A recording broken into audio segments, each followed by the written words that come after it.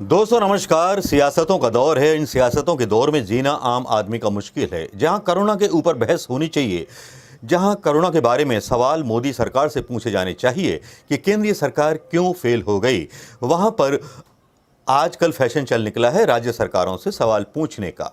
और वो भी ऐसी सरकारों से सवाल पूछने का फैशन चल निकला है जो बनी हो गैर भाजपाई, चाहे वो मध्य प्रदेश की हो।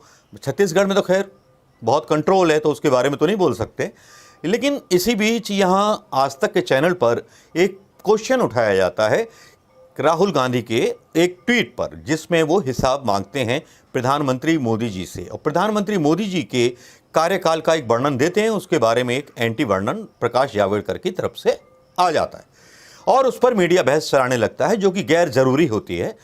विपक्ष के सवाल मोदी मीडिया को पूछने चाहिए सरकार से, लेकिन बदले में भारतीय जनता पार्टी के सरकार के जो जावड़ेकर हैं उनके सवाल पूछने लगती है विपक्षी दलों से कि चीन के साथ आप मिल गए, ये हो गया वो गया। चीन के मामले में सब कुछ खुला खुला साफ है। हिंदुस्तानी लोग मूर्ख नहीं हैं, सबके पास अपने अपने संसाधन है और सोशल मीडिया एक ऐसा संसाधन है जो अपने बारे में सच्चाई सबको बता देता है। उसके बारे में बोलने की और बताने की कोई ज़रूरत है नहीं। लेकिन इसी बीच एक बदलाव नज़र आता है उस मीडिया पर जो मीडिया कभी मोदी जी ने गोदे रखा था।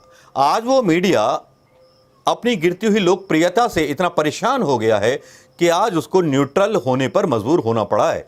यह केवल इसलिए हुआ है कि भारत की जनता ने एक अदम्य साहस का परिचय देते हुए मोदी मीडिया का बहिष्कार करना शुरू कर दिया है।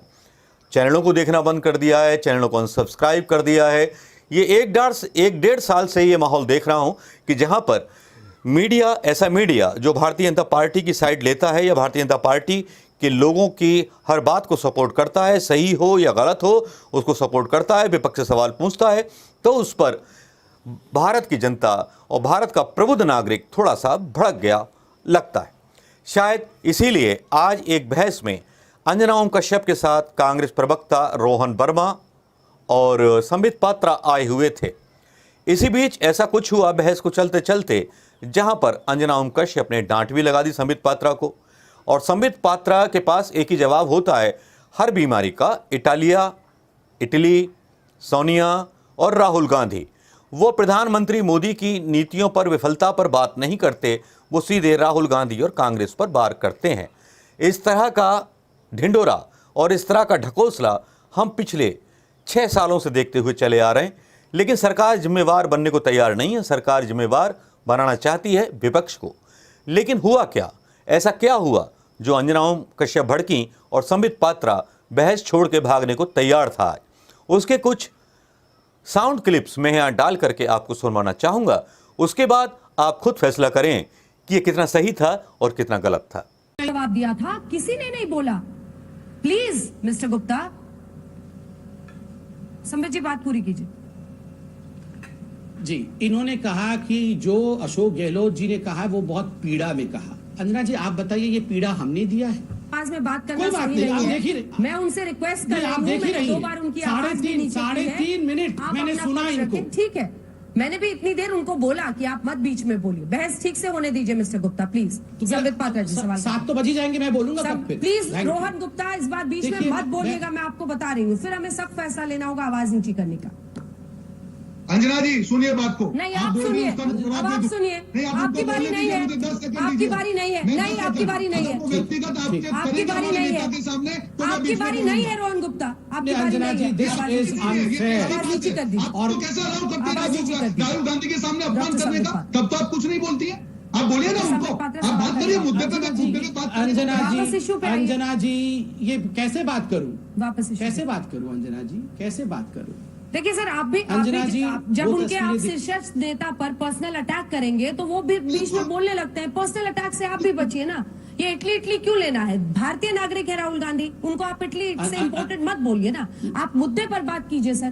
बिल्कुल अंजना जी, धन्यवाद। लोग डिसाइड कर। Mister Gupta please. चलिए अंजना जी आप लोग डिबेट करिए। नहीं अब अंजना जी कोई बात नहीं है। आपको अगर लग रहा है कि हम लोग मुद्दे पे बात नहीं कर रहे, कोई बात नहीं। धन्यवाद डॉक्टर साहब, आभार आपका। आपने एक बार भी आपने एक अंजना जी, व्हाट इज दिस? अंजना जी, वो क्या लगातार हो बीच रहा में है? बोल रहे हैं, जब मैं ये उनसे नड्डा जी का रिक्वेस्ट कर डिबेट- रही हूँ। देखिए, आपकी आवाज उनकी आवाज हम नीचे नहीं करना चाहते, तो क्योंकि फिर गलत तरीके से चैनल को पोर्ट्रे किया जाता है कि उनकी तो आवाज फिर नीचे मैं- जानबूझ करके कर दी। तो लेकिन मैं आप अपनी बात तो तो आप बोलिए सड़क ना छाप सर, आपकी लोगों को आवाज ना जा बुलाया रही करें है। डिबेट करने, डॉक्टर कैसे साहब बोल ने सकते कहा हैं? था, डॉक्टर साहब ने कहा था, आप अपनी बात तो कहिए। आप रुक जा रहे हैं, आप चाहते हैं सबकी आवाज बंद कर दी जाए, आप अपनी बात तो कहिए। क्यों नहीं रुकूं? मैं डॉक्टर साहब ने कहा नहीं था। चाहता हूं कि रोहन चिल्ला के गुप्ता, डिबेट करूं। प्लीज। क्यों नहीं शांत? मैं 3.5 मिनट शांति से सुन सकता हूं, ये सुन नहीं सकते 1 मिनट?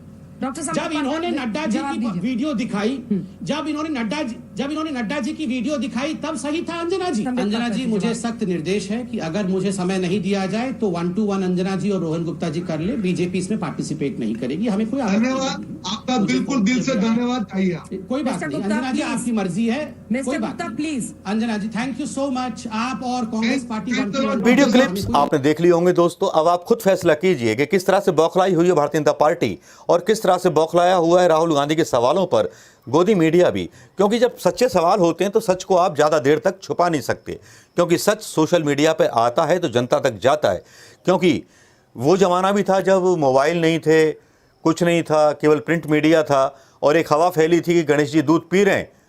तो इसी तरह से राहुल गांधी के सवाल भी पूरे देश में फैल जाते हैं, गणेश जी दूध पी रहे हैं।